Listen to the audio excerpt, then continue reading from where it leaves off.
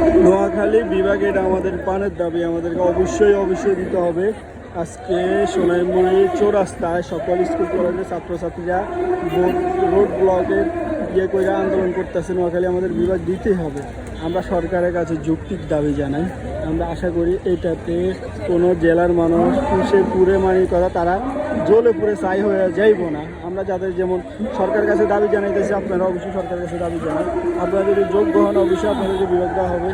আমরা হচ্ছে আমাদের যে চৌরাস্তা মোড় আছে, হচ্ছে ঢাকা চট্টগ্রাম মহাসড়ক, এখান থেকে হাজার গাড়ি কিন্তু ইতিমধ্যে হয়ে গেছে, জ্যামে পড়ে গেছে, আটকে গেছে। চৌরাস্তা বন্ধের কারণে সাইরোড পাশ থেকে কিন্তু আটকে গেছে।